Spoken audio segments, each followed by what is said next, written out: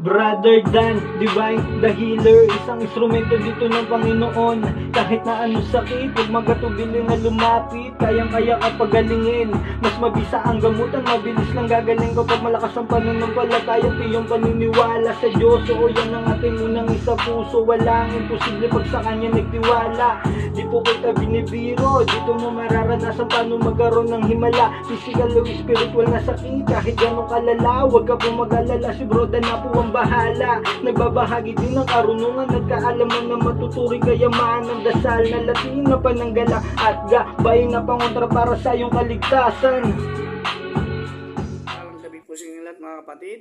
Narito po muli ang inyong lingkod, Brother Dan, upang magbahagi sa inyo ng munting kalaman patungkol sa ora upang matawagan ang mga mabubuting espiritu. Ito ay gagawin kung may kahilingan sa tulong ng mga mabuting espiritu. Narito po ang orasyon.